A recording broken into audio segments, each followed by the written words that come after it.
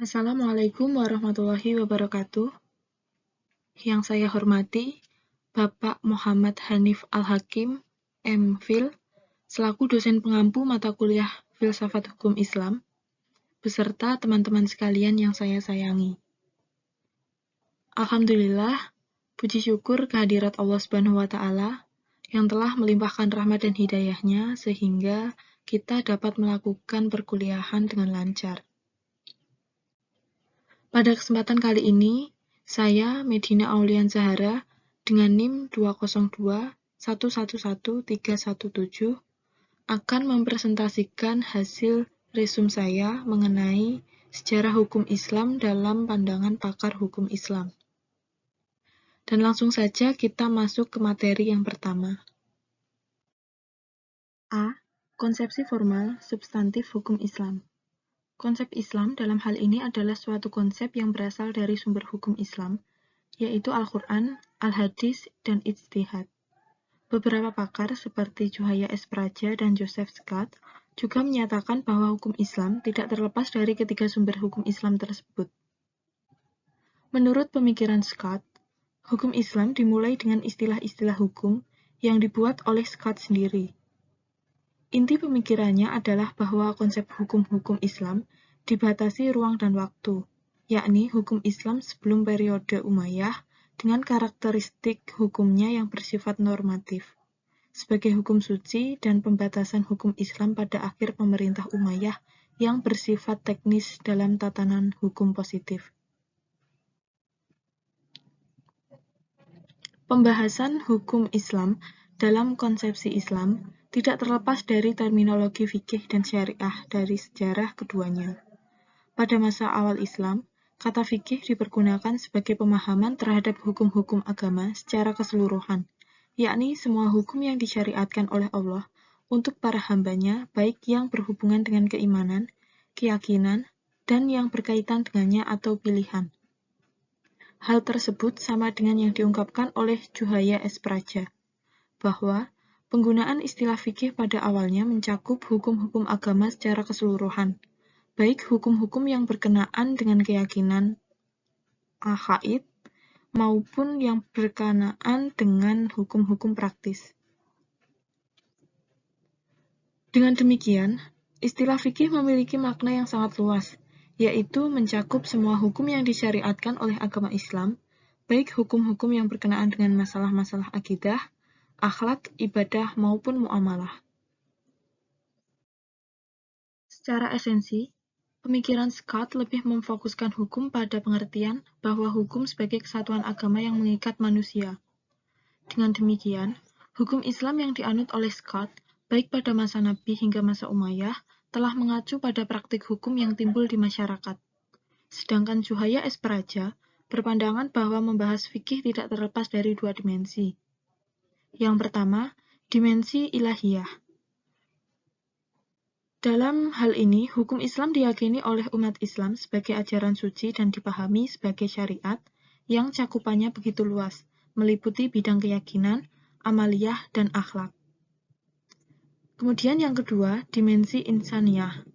Dalam hal ini, hukum Islam merupakan upaya manusia secara sungguh-sungguh untuk memahami ajaran yang dinilai suci dengan melakukan dua pendekatan, yaitu pendekatan kebahasaan dan pendekatan mukhasib. Pandangan hukum sebagaimana yang dikaji oleh Scott secara prinsip sangat berbeda dengan pemahaman para ulama fikih. Sebagaimana dijelaskan di awal bahwa hukum Islam memiliki dua dimensi, yaitu dimensi ilahiyah dan insaniyah.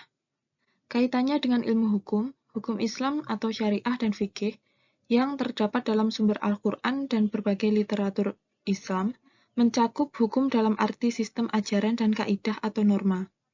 Dua arti tersebut seperti diabaikan oleh Scott, terutama ketika ia melihat hukum pada masa Nabi dan sahabat. Oleh karena itu, tidak heran apabila Scott mengatakan bahwa hukum Islam dimulai dari masa Umayyah. Dalam hal ini, dapat disimpulkan bahwa secara terminologi, pemikiran Scott mengalami substansial. Hukum Islam di mata Scott harus memiliki sifat teknis dan formal. Selain itu, Scott cenderung berpikir praktis semata, tanpa memasukkan unsur-unsur teologis sebagaimana pengertian fikih dalam Al-Quran, Al-Hadis, dan kesepakatan ijtihad para ulama, dan juga Scott tidak merinci asal-usul kata syariah atau fikih secara utuh atau semantik atau sejarahnya. Dalam sebuah ilmu hukum, terdapat berbagai makna hukum. Suryono, Sukanto, dan Mustafa Abdullah merumuskan bahwa hukum memiliki 9 arti sebagai berikut. 1. Hukum dalam ilmu atau pengetahuan. 2. Hukum dalam arti disiplin atau sistem ajaran tentang kenyataan. 3. Hukum dalam arti kaidah atau norma. 4. Hukum dalam arti tata hukum atau hukum positif tertulis. 5. Hukum dalam arti keputusan pejabat. 6. Hukum dalam arti petugas. 7. Hukum dalam arti proses pemerintahan. 8. Hukum dalam arti perilaku yang teratur dan ajak. Dan yang ke-9, hukum dalam arti aliran nilai-nilai. Tentu saja masih ada arti lain, yakni hukum dalam arti produk pemikiran para pakar dalam memahami dan menyistemasikan titah Allah Subhanahu wa Ta'ala sebagaimana termaktub dalam Al-Quran. B.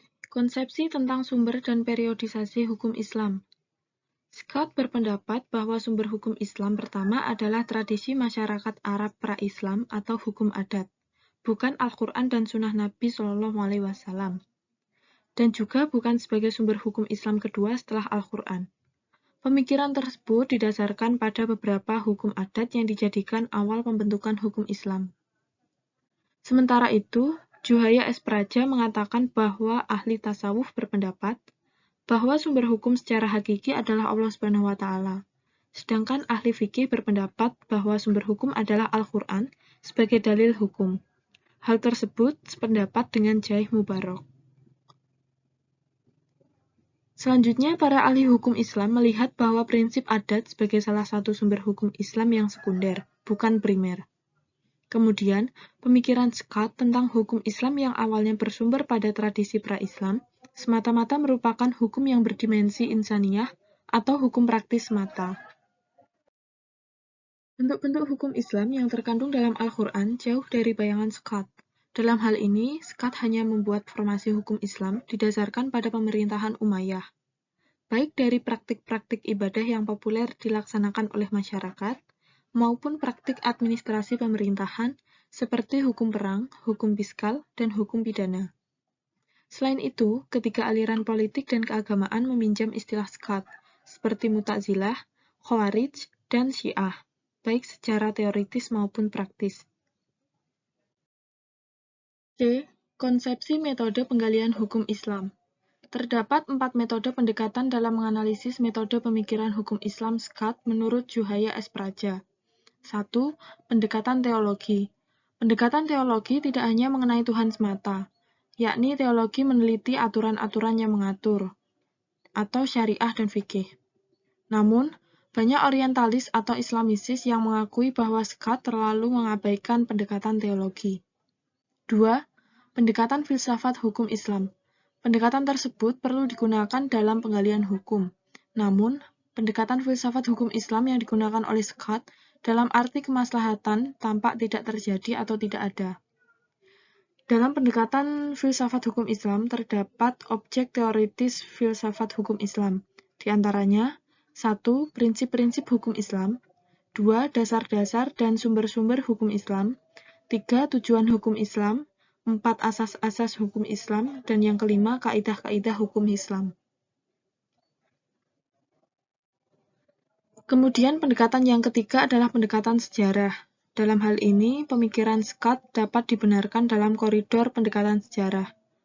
Pendekatan sejarah dalam hal ini penting digunakan untuk mengetahui setting sosiohistoris suatu hukum dalam realitas masyarakat. Yang keempat, pendekatan ilmu-ilmu sosial.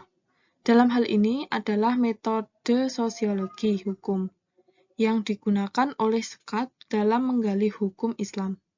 Atas dasar analisis sosiologinya, Scott mengajak untuk menyimpulkan bahwa hukum Islam bisa dinilai dan ditentukan dengan pendekatan ilmu-ilmu sosial.